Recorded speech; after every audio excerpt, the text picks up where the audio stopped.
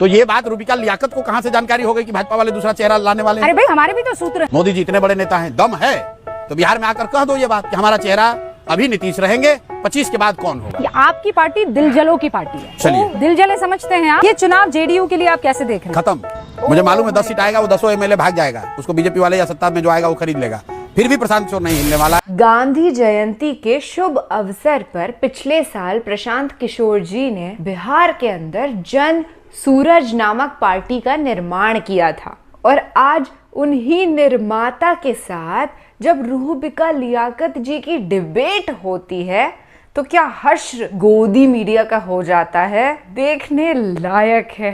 तो ये जो भयंकर तरीन वीडियो है ना, इसे इत्मीनान से देखिएगा, सुनिएगा। आई होप ये राजनीतिक विश्लेषण आपकी पॉलिटिकल समझ के दायरे को विस्तृत कर देगा। हे हाय हेलो नमस्ते जी, सत श्री अकाल, अस्सलाम वालेकुम। मैं निधि शर्मा इंडिया से। और अक्सर तौर पर जब रूबिका लियाकत जी की धुलाई होती है तो हम उस मंजर को देखना पसंद करते हैं, क्योंकि गोदी एंकर हमें फूटी आंख नहीं सुहाते।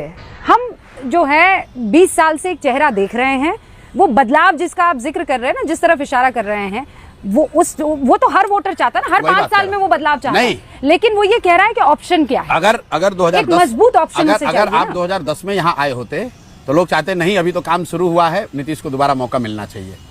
अगर आप यहाँ 2015 में आए होते तो लोगों ने कहा हाँ मोदी चाहिए, लेकिन यहाँ तो नीतीश ही ठीक है।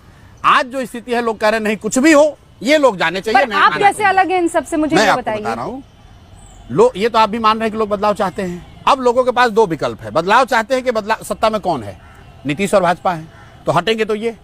अब जनता के पास 2 विकल्प है, या तो वो राजद का लालटेन जो कि 15 साल बिहार के जंगल राज के लिए जिसको लोग दोषी मानते हैं उसको वापस लाए, या फिर एक नई व्यवस्था, नया विकल्प, नया प्रयास जो शुरू हुआ है जन स्वराज का, उसको मौका दे। नहीं, पर एक और ऑप्शन है, क्या? वो ये भी तो चाह सकते हैं कि बीजेपी का चेहरा जो है वो सीएम के तौर पर आ जाए। भाई ऐसा है कि ये तो बीजेपी वाले खुद से जब अपना चेहरा नहीं बता रहे, आप क्यों बता रहे? इसीलिए तो लोग आपको कहेगा कि आप बीजेपी का सपोर्टर है। नहीं, मैं तो ऑप्शन दे रही हूँ। आप क्यों ऑप्शन दे रहे हैं जब बीजेपी वाले प्रधानमंत्री आकर भाई आप कह रहे हैं ऑप्शन 3 ऑप्शन है। आपने कहा या तो आरजेडी रहेगी, ऐसा है, या फिर बिहार में 3 जेडीयू रहेगी। मैं कह रही हूँ आपके साथ साथ एक और ऑप्शन है। नहीं, सुन लीजिए, बिहार में 3 कोणीय मुकाबला है, एनडीए है जिसमें महागठबंधन है और जनसुराज है। 1 मिनट, तो आप कह रहे हैं कि लोग बदलाव चाहते हैं, तो बदलाव चाहने का मतलब कि एनडीए सत्ता में कौन है? एनडीए है। हाँ। तो वो लोग जाएंगे।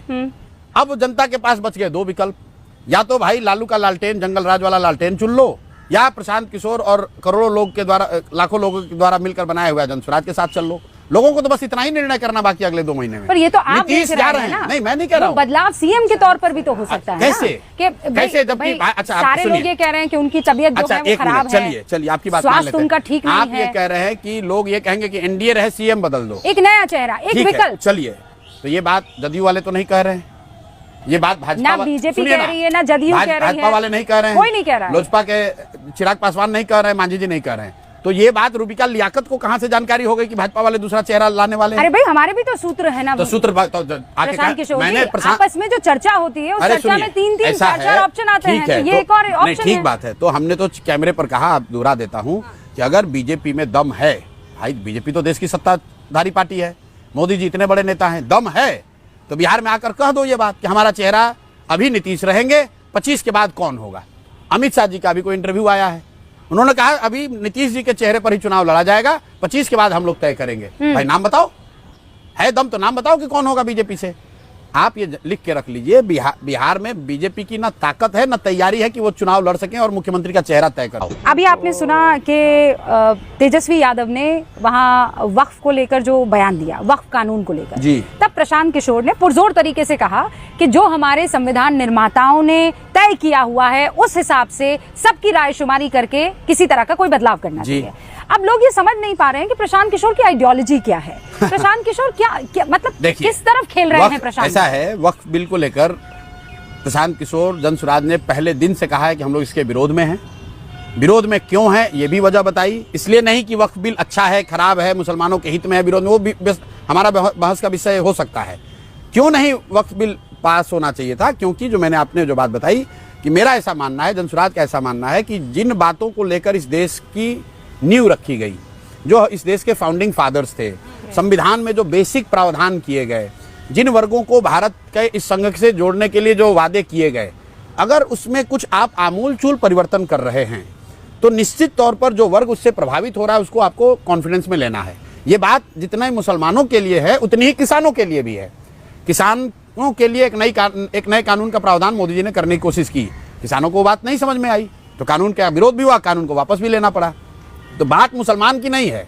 अगर आप वक्फ बिल के जरिए कुछ ऐसा संशोधन या प्रावधान कर रहे हैं जिससे देश का 20% आबादी असहज महसूस कर रहा है, तो सरकार या कानून बनाने वालों की जिम्मेवारी है कि उनको कॉन्फिडेंस में ले तभी कानून बनाएं। उस नजरिए से हम उसका विरोध कर रहे हैं। ठीक है, हमने इंटरव्यू लिया उप मुख्यमंत्री का, सम्राट चौधरी का, उप मुख्यमंत्री बिहार के सम्राट चौधरी का। सम्राट चौधरी से जब आपका जिक्र किया तो उन्होंने कहा कि आपकी पार्टी दिलजलों की पार्टी है। चलिए, दिलजले समझते हैं आप? उन्होंने मुझसे पूछा कि बेचारे को जब कहीं कोई जगह नहीं मिलती है तो पीके बोलते हैं आओ। ठीक है, तुम और पीके मतलब खुद जो हैं वो भी अलग अलग पार्टियों से दिल जले हुए। अब देखिए, आप किसका नाम ले रही हैं, उनका कम से कम हिस्ट्री ज्योग्राफी समझ लीजिए। सम्राट चौधरी लड़के हैं शकुनी चौधरी के। शकुनी चौधरी पहले जब कांग्रेस की बिहार में सरकार होती थी तो उस दल में विधायक और मंत्री थे। किसी जमाने में मुंगेर में उनका एक वीडियो है, देख लीजिए, कहा था कि मोदी को इसी मुंगेर की जमीन में गाड़ दूंगा। फिर वहां से भागे, जब राजद की लालू जी का दौर आया तो राजद की सरकार में विधायक और मंत्री बने। जब लालू जी का सितारा नीचे आया तो ये बेचारे नीतीश कुमार की सरकार में विधायक और मंत्री बन गए। फिर जब नीतीश का सितारा गर्दिश में आया तो मांझी जी के साथ ये भागे ये लोग। मांझी जी की सरकार में भी विधायक मंत्री थे, रिकॉर्ड पर है, चेक कर लीजिएगा। और आज जब भाजपा का भी थोड़ा बहुत दौर बढ़ा तो ये सम्राट चौधरी उसमें जाकर शामिल हुआ है। तो ये भाजपाई जो यहाँ पर हैं, जो संघ के हैं लोग, जो भाजपा के लिए जिन्होंने खून पसीना लगाया है, उनसे जाकर पूछिए कि ये आदमी कौन है। ये दूसरे को दिल जला बता रहा है। भाई, सम्राट चौधरी को बिहार में उप मुख्यमंत्री है, आपने ठीक कहा। बिहार के आधे हिस्से में लोग जानता नहीं है कि सम्राट चौधरी है कौन। आप अभी पटना के किसी भी स्लम एरिया में चलिए और वहां पर महिलाओं को खड़ा होकर आप जरा पूछिए कि भाई सम्राट चौधरी कौन है।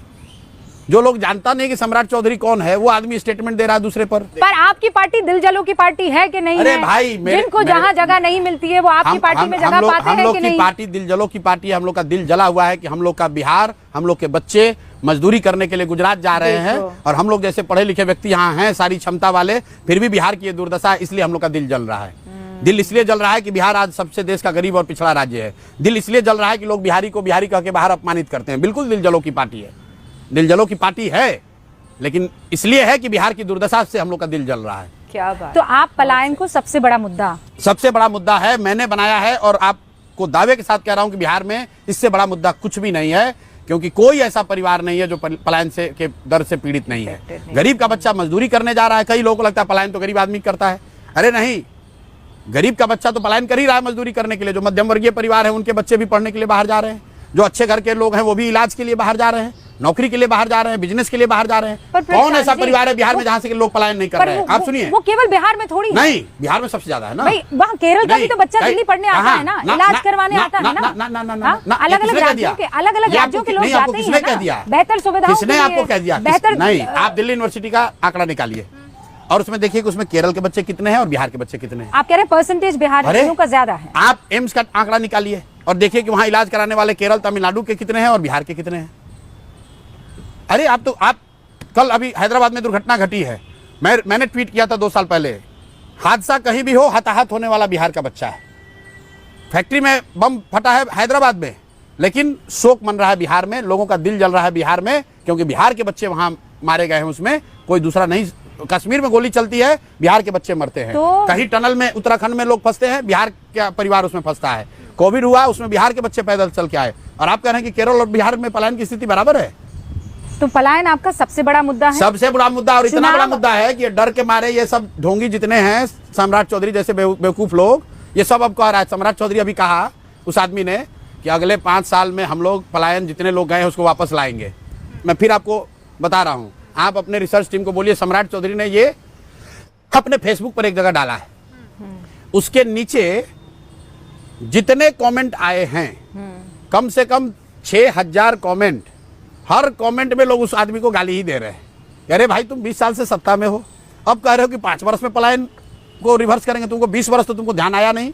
20 वर्ष तो तुम ये कह रहे थे कि अरे बिहारी नहीं रहेंगे तो दिल्ली में स्वास्थ्य व्यवस्था रुक जाएगी, वहाँ सफाई नहीं होगा, वहाँ सब्जी नहीं बिकेगा, बॉम्बे की व्यवस्था ठप हो जाएगी। बिहार में मधुबनी में मोदी जी आए, उन्होंने एक बयान दिया, कहा सहरसा से एक नई आधुनिक वंदे भारत ट्रेन चलेगी जिससे बिहार के बच्चे, श्रमिक परिवार के बच्चे बॉम्बे और गुजरात में सुविधापूर्वक जाकर वहाँ काम करेंगे।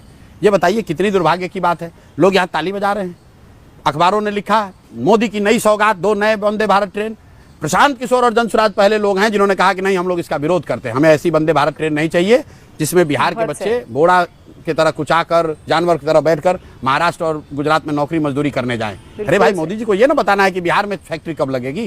क्या किसी वंदे भारत के इनॉग्रेशन में गुजरात में वंदे भारत चल रही है? क्या मोदी जी ने कहा कि गुजरात में नया वंदे भारत ट्रेन दे रहे हैं जिससे गुजरात के लड़के तमिलनाडु जाएंगे मजदूरी करने?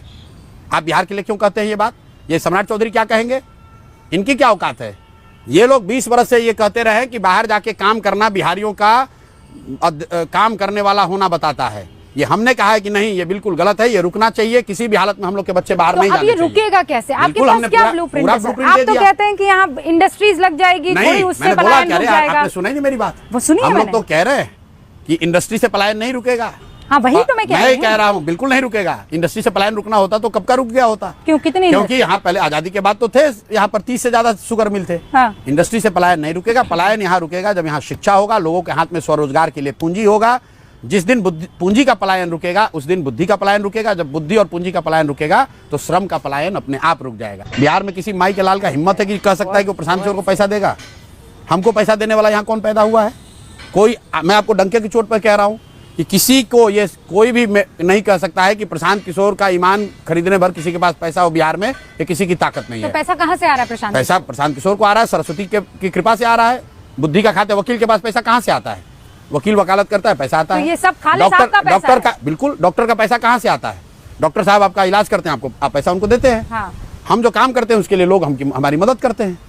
तो कौन सा जो हमने 10 वर्ष जो काम किया, 10 लोगों को मुख्यमंत्री जो बनाए, नहीं 10 वर्ष जो काम किया, मुख्यमंत्री बनाए नहीं बनाए वो तो अलग की बात है। जो काम किया, जिन लोगों की मदद की, वो लोग आज मदद कर रहे हैं और ये बात 3 वर्ष से कह रहे हैं। 243 में से कितनी सीटें आएंगी प्रशांत? अर्श पे या फर्श पे, या तो 10 से कम आएगी या इतनी आएगी कि अगली बार जब आप जीतने रिजल्ट के बाद इंटरव्यू लेने आइएगा तो इस खाते में, इस कैंपस में घुसने के लिए आपको जद्दोजहद करनी पड़ेगी। हाँ, मतलब इतनी आप भीड़ जो है, इतनी नहीं भीड़ नहीं, इतनी ज्यादा सीट आएगी कि आप इस कैंपस में आने के लिए आपको जद्दोजहद करनी पड़ेगी। नहीं, वो तो अभी भी करनी पड़ती है। नहीं, वो अलग, ये तो अभी भीड़ है। नहीं, वो नहीं कह रहे हैं। मैं आपको जो कह रहा हूँ कि या तो अर्श पे या फर्श पे, या तो 10 से कम या इतनी सीट की इतिहास लिखा जाएगा। जेडीयू की क्या 25 से कम, पहले भी बोला था, अभी भी बोल रहे हैं, रोज आकलन नहीं बदलते हैं। नहीं, पर आप ऐसा कैसे कह सकते हैं कि मैं सियासत छोड़ दूंगा 25 से मैं कम? बोल तो दिया, फिर रिपीट कर देता हूँ। फिर आऊंगी मैं, आप आ जाना, फिर आप दूसरी बार आए, एक बार और आ जाइएगा। कि सियासत फिर आप छोड़ देंगे? बिल्कुल। रिजल्ट के बाद अगर 25 सीट से ज्यादा जदयू को आ जाए तो आप आइएगा। अगर जनसुराज जीता होगा तो भी कहिएगा मैं छोड़ दूंगा। वजह क्या है? अरे ये तो आप लोगों ने कहा कह रहे ऐसे कैसे हो, मैं कह रहा हूँ इतने दावे के साथ कह रहा हूँ कि नहीं आएगा 25 सीट। लिख लो मेरी बात, वजह की कोई नहीं है बात, ये तो ऐसे शर्त लगाने वाली बात हो गई। ये चुनाव जेडीयू के लिए आप कैसे देख रहे हैं? खत्म।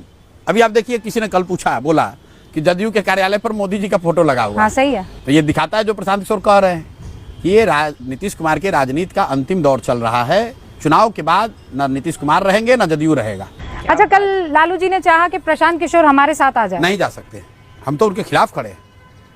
लालू नीतीश मोदी के खिलाफ खड़े हैं। आप ना चुनाव से पहले, ना चुनाव से पहले, ना चुनाव के बाद, ना आज, ना 2029 में। आप आज भी नहीं, 5 वर्ष बाद भी नहीं। गठबंधन करेंगे? 5 वर्ष बाद भी नहीं। मान लीजिए हमको 0 सीट आ गया, 10 सीट आ गया। हाँ, 10 सीट तो भी नहीं। मुझे मालूम है 10 सीट आएगा, वो 10 एमएलए भाग जाएगा, उसको बीजेपी वाले या सत्ता में जो आएगा वो खरीद लेगा। फिर भी प्रशांत किशोर नहीं हिलने वाला है। प्रशांत किशोर यही करेगा जो आज कर रहा है। जब तक बिहार को सुधारेंगे नहीं, तब तक पीछे हटने का सवाल नहीं। और आप चुनाव लड़ेंगे कि नहीं लड़ेंगे? लड़ सकते हैं, पार्टी को तय करना है, कार्यकारिणी की बैठक है, उसमें तय होना बाकी है, कर सकें। पर प्रशांत किशोर, आप जानते हैं और मुझे पता है कि अगला सवाल आएगा और फिर आप जो है भड़क जाएंगे। क्या आप कहेंगे? तो मैं कभी नहीं हूँ, आराम से आपने हंस के बात कर रहे हैं। आप कह रहे हैं कि बदलाव के लिए जो है जनसुराज को लोग सुनने के लिए, देखने के लिए आते हैं। बिल्कुल ठीक है, लेकिन फिर दूसरी कोई वजह क्या है भाई? देखिए, प्रशांत किशोर का चेहरा इतना सुंदर है नहीं। प्रशांत किशोर किसी बड़े बाप के लड़के हैं नहीं। प्रशांत किशोर कोई जिस बाप के लड़के हैं इस बिहार में, उसमें जरूर कहा जाता है कि प्रशांत, पूरा नाम क्या हुआ तुम्हारा? नहीं, आप एक बात सुनिए। प्रशांत मिश्रा जी के बेटे। नहीं, मिश्रा जी नहीं है, मेरा सरनेम पांडे है। हाँ, तो पांडे जी के बेटे। सुनिए मेरी बात, सुनिए, पांडे जी के बेटे जो हैं वो जातिगत समीकरण कैसे बिठा पाएंगे? अच्छा, क्यों बैठाएं? इस बिहार में ये बताइए, पांडे जी के बेटे का काम कैसे? कर रही है ऐसा? नहीं, मैं कहा, ये तो आप अच्छा, जानते हैं बिहार में कैसे काम होता है। आप जानते हैं ऐसा बात, तो बताइए। मैंने कहा था ना, मेरा अगला सवाल आपको परेशान करेगा। बिल्कुल परेशान नहीं कर रहा है, हम तो आपकी बात को वैलिडेट कर रहे हैं कि सही है। हाँ, ठीक है। तो अगर आप ही कह रही हैं कि मोदी के नाम पर वोट पड़ा है बिहार में, और आप ही कह रही हैं कि हर आदमी जाति पर वोट दे रहा है, तो आप मुझे बता दीजिए रूबिका जी कि बिहार में मोदी जी के जाति के कितना लोग रहता है? और अगर मोदी जी के जाति के लोग नहीं रहते हैं तो आप बिहार के लोगों के प्रति ये पूर्वाग्रह क्यों रखते हैं कि बिहार में लोग जाति पर वोट देते हैं? देखिए, अब मुझे पता था आप उस तरफ आएंगे, तो बिल्कुल आप लोग बिहारियों के प्रति पूर्वाग्रह रखते हैं। आपने कर्नाटक में जाकर, मैं आपको पहले ही आगाह कर चुकी थी, आगाह मत कीजिए, लगा चुकी थी। आप मुझे बताइए कि आपने कर्नाटक में जाकर कभी ये पूछा कि लिंगायत वो कालिगा के रहते हुए आप लोग कैसे चुनाव जीतेगा? आपने क्या आंध्र प्रदेश में पूछा कि नहीं कापू कम्मा रेड्डी की राजनीति से कैसे पार पाइएगा? फिर ये बात होगी, पीके हम तो बात कर रहे हैं, मैं तो आपसे ही जानना चाह रही हूँ कि बिहार बार-बार ये कहा जाता है, तो आप तोड़ दीजिए उस समीकरण को। तोड़ रहा हूँ। अरे मैंने नहीं, कोई मना थोड़ी बिहार के लोग ने तोड़ा है। 14 में मोदी जी को वोट दिया किसने? अब आप कह रहे हैं कि मोदी जी को वोट दिया है। किसने दिया? फिर आप नाम लगाते हैं कि रूबिका लियाकत कह रही मोदी को। आप मानते हैं ना कि मोदी को वोट दिया गया है? बिल्कुल मानते हैं। तो फिर कम से कम ये तो मत कहो कि बिहार के लोग जाति पर वोट नहीं पड़ता है। पड़ता है। जाति समाज की एक बड़ी सच्चाई है, जाति एक बड़ा फैक्टर भी है, लेकिन जाति एकमात्र फैक्टर नहीं है जैसा आप बता रही हैं। जाति एकमात्र फैक्टर नहीं है। जाति अच्छा, कितना बड़ा फैक्टर है? कितना बड़ा फैक्टर है इसको क्वांटिफाई करना तो मुश्किल है, लेकिन अगर आप इसको सही में समझना चाहते हैं तो मैं आपको बता रहा हूं। डिपेंड करता है, अगर कोई व्यक्ति, अगर कोई घटना, अगर कोई मुद्दा बिल्कुल बहुत बड़ा मुद्दा, बहुत बड़ा चेहरा, बहुत व्यक्तित्व नहीं हो, तो जब लोकल स्थानीय मुद्दे पर चुनाव होते हैं, लड़ने वाले सब एक जैसे ही दिखते हैं तो लोग जातियों पर वोट करते हैं। लोगों को लगता है भाई सब तो एक के जैसा दिख रहा है, चलो अपने जाति वाले को दे देते हैं। लेकिन अगर कोई व्यक्ति है, अगर कोई घटना है, अगर कोई विषय है, तो लोग जातियों से ऊपर उठकर वोट करते रहे हैं। 84 में इंदिरा जी की मृत्यु ऐसी एक घटना थी, लोग जातियों से ऊपर उठकर लोगों ने कांग्रेस को वोट दिया। तो अभी ऐसी कौन सी घटना है? 89 में बोफोर्स बहुत बड़ा मुद्दा था, बिहार के लोगों ने जातियों से ऊपर उठकर विश्वनाथ प्रताप सिंह को वोट दिया। 14 में मोदी वो व्यक्तित्व था, उसके नाम पर लोगों ने जाति से ऊपर उठकर वोट दिया। 2019 में पुलवामा राष्ट्रवाद का मुद्दा था, राष्ट्रीय सुरक्षा का, लोगों ने जाति से उठकर भाजपा को वोट दिया। 2020 में वो मुद्दा नहीं था, स्थानीय चुनाव हुए तो भाजपा को उतनी सीट नहीं मिली जितनी मिलने की उनकी उम्मीद थी। आप कह रहे हैं कि इस बार मुद्दा क्या है? इस बार वो मुद्दा है बदलाव। इस दफा एनडीए और महागठबंधन को टक्कर देने के लिए प्रशांत किशोर पांडे जी की जो पार्टी है जन स्वराज, मुझे माफ करिएगा, मैंने स्टार्टिंग में जन सूरज कहा था, मुझे मालूम नहीं था। जन स्वराज पार्टी भी मैदान में उतर गई है और पर्सनली मुझे प्रशांत जी की जो विचारधारा है ना, वो बड़ी पसंद आई, क्योंकि वो बिहार के विकास की बात कर रहे थे, क्योंकि वो पलायन को खत्म करने की बात कर रहे थे, घटाने की बात कर रहे थे, ना कि ऐसी फैसिलिटीज डेवलप करने की बात करें जिससे पलायन बढ़ता चला जाए, जिससे पलायन को एक सुंदर तरीके से दिखाया जाए।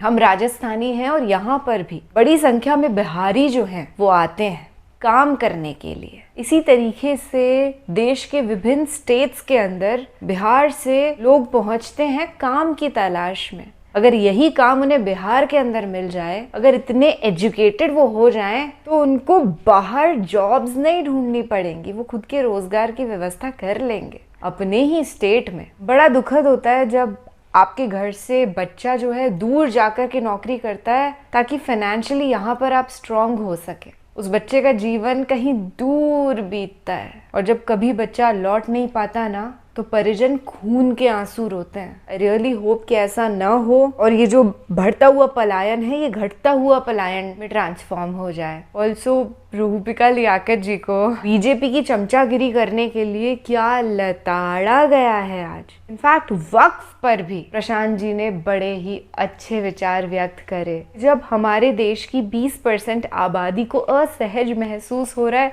तो क्या ये सरकार की रिस्पॉन्सिबिलिटी नहीं कि उनको कंफर्टेबल महसूस करवाएं। वैसे रूबिका जी को भी मैं आज धन्यवाद तो कहना चाहूंगी, क्योंकि वो प्रशांत जी के पास पहुंची, उनका इंटरव्यू लिया, इसलिए आज हम प्रशांत जी को इतने अच्छे तरीके से सुन पाए। एंड आई रियली होप कि इनकी पार्टी को ज्यादा से ज्यादा लोग वोट करें। और ये तो है कि इस दफा लोग चाहते नहीं मोदी पावर में आए, यही सोच तो अल्टीमेट है, देश की बढ़ोतरी के लिए जरूरी है।